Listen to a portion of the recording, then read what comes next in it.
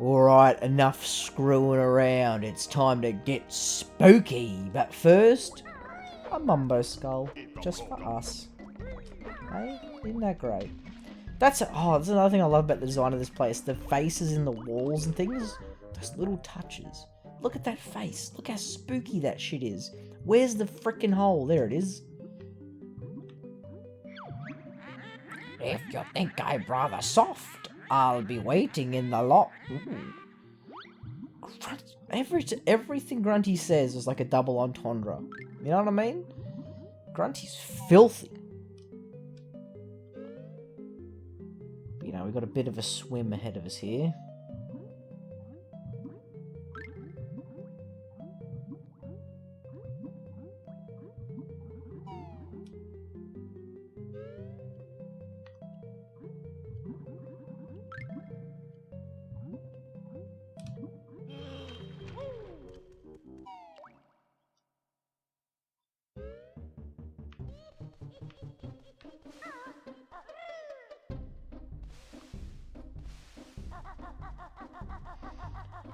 It's becoming like an old familiar place, this hub world, isn't it? Like, we remember it. Like, remember when I told you guys about how I was a little baby scared of dying? Remember the good times? Just a quick tidbit. This is another area that scared me as a kid. Purely because down there you've got insta-death lava. Anything insta-death as a kid was also really scary. Yeah, I remember the good times. Anyway, time to get spooky.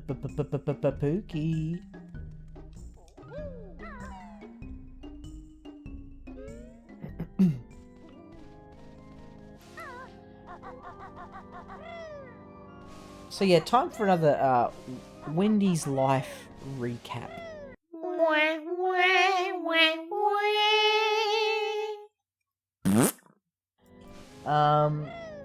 What have I been playing lately apart from Banjo-Kazooie? Well, that's an interesting question, if you're me and care.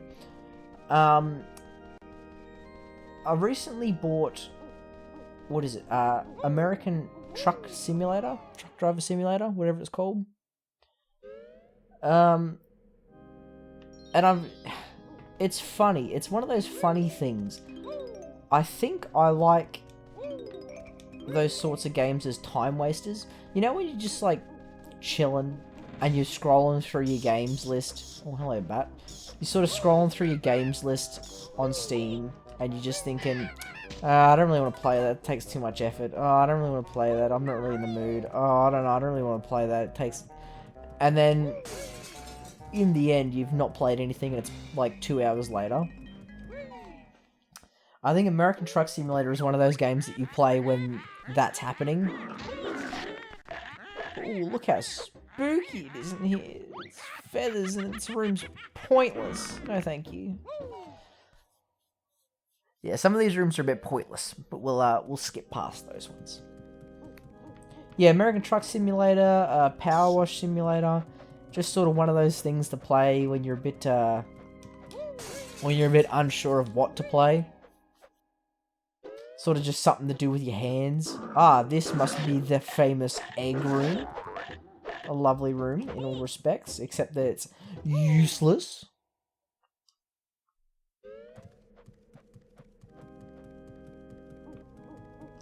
Let's have a look in the wine cellar. Ooh.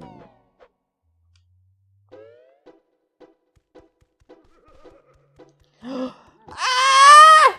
Spooky ghosts! Ah! Oh god, he's scaring the shit out of me. Oh my god. Yeah, take a bit of that.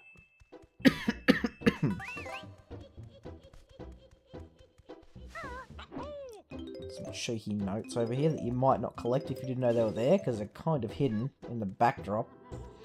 Now, I feel like some booze. Okay, literally empty. Ginger.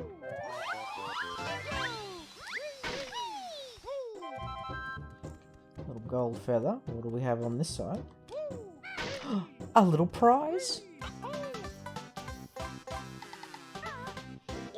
Hey, that's the first Jiggy of Mad Monster Mansion. A spooky mumbo. And nothing. Eggs! Always appreciated. Now you'll notice, one of these barrels is sealed off. That is again because of stop and swap. That barrel, when you unlock it, becomes one of the stop and swap egg locations, and it's pretty sick. Oh god. Whey! Got him on a roll. That was actually kind of cool. So, you know, this I would say is, if not my favourite, then definitely one of, purely because of its aesthetic design. I like the spookiness. Ooh, that was a bit lucky. Smacked him in the chin, though. Anyone there? Nope. Okay. Now, I think there is a way that you can, like, sort of cheeky sneak this without a certain thing that you get later that I will not disclose because it's a secret. But even if I could get it that way, I'd want to do it the legit way anyway. I'm pretty sure there is, though, like what we did with the Jiggy in the sarcophagus. I think there's something like that.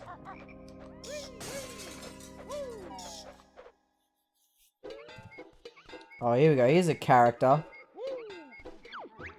Gurgle Bear is much too fat to fit in Logo's mouth. Ah. It's a bit cheeky, isn't it? Grab that Mumbo Skull while I'm here.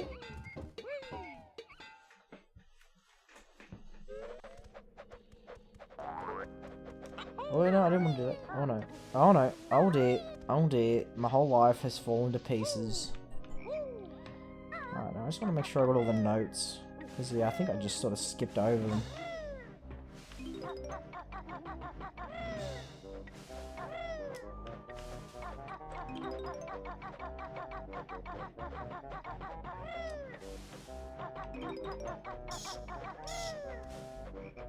What? Boy, you bugger. Lucky I got them lightning quick reflexes. Take a bit of that. Oh. Okay, not in that one. Grab some noties. There's a ghost in here, that sucks. Banjo and Kazooie Ghostbusters, am I right? When you're walking down the street and you see a little ghost, what you gonna do about Ghostbusters? What is that? That's the Ghostbusters theme song. No. I'm pretty sure it is. If you guys haven't seen it, Be Kind Rewind is some hella funny shite. Okay, that movie is proper good. Yeah, I'm coming, Ginger. Give me a second. And alley-oop. And while we're here, we'll do a little B&E. Ah, finally, an actual useful one. The note room.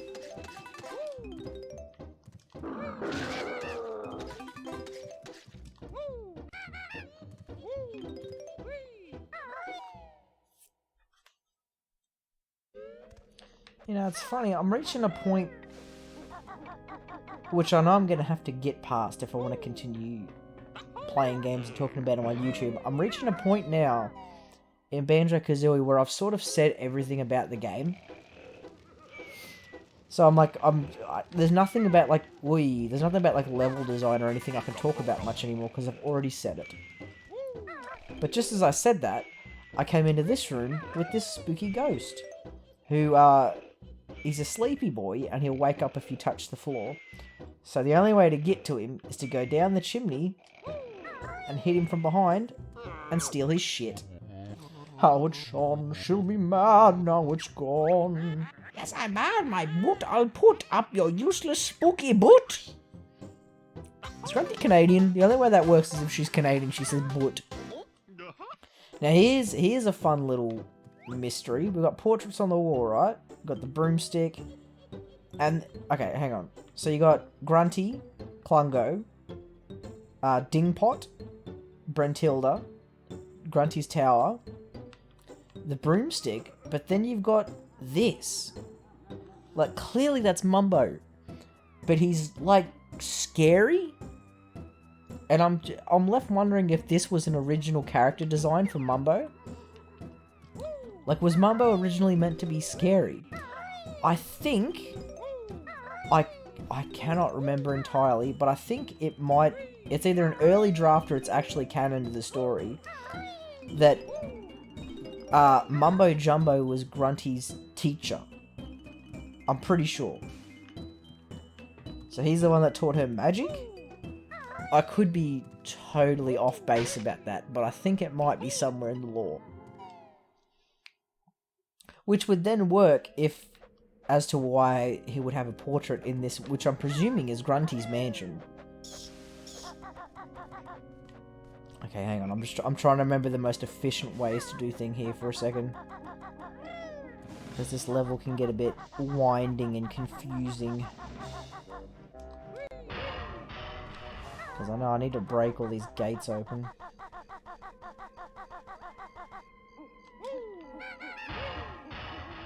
Alright.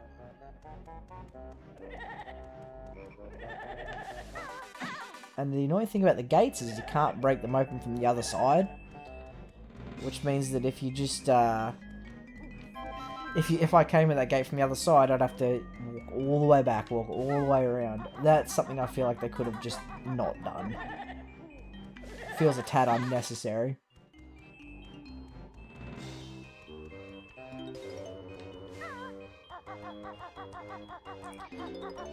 It's a funny thing, isn't it? Hedge mazes. How they've... I presume when they were originally designed, they weren't designed to be a spooky thing. But have since become sort of notorious as like a horror cliche. I'm wondering where that originated. I feel like it must have been in The Shining, right?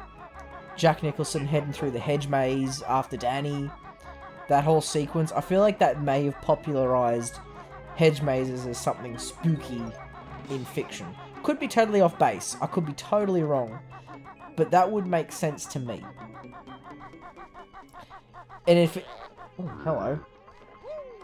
And if it's not the origin, it most certainly has to be one of the most famous instances. Speaking of famous instances, these little pots, alright? Now what you gotta do is it's a little puzzle, you gotta poop an egg into them, and then flowers come out. And the pot says, thank you. But because it's so bit crushed, it comes out sounding like this. Now, that actually sounded pretty clear on modern hardware.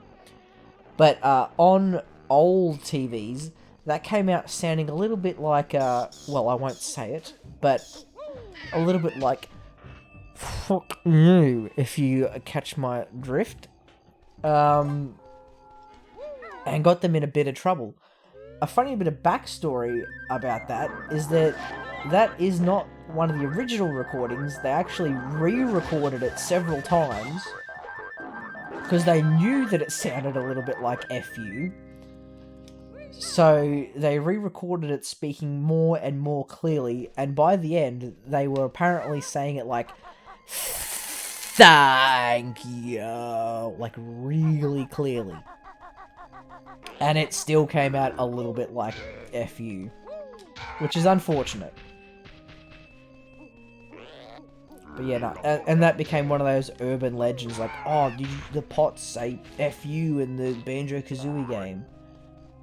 When, you know, in reality, no, they say thank you. It's almost like if you've ever heard the Lion King controversy, where there's a moment where the stars apparently they spell the word sex. And then the rumor was, no, they spell SFX, like sound effects, which doesn't make much more sense to me either, because why the fuck are the sound guys... Oh, okay, just swearing off the cuff. I guess I could have just said the F word all the other times. Because what are the sound guys doing putting animation in for themselves, you know what I mean? I guess it could have been special effects.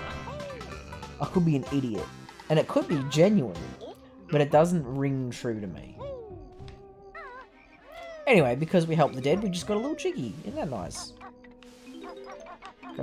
These are a little bit frustrating to collect because they're right on the top, but Banjo and Kazooie sort of flip-flop either side. So you gotta sort of time it. Man, that's irritating. Oh no. Oh, I didn't think and I paid the price. Get up there, you bear and bird. Alright, gotta be cautious. What good are these clocks, guys, when they don't have flippin' hands? You know what I mean? What time is it, mate? Am I supposed to be able to tell? Grab these notes. Yeah, that's good. Oh, hang on. Oh! Oh, ho, ho, ho. That was tight. That was a tight cheeks moment, that was.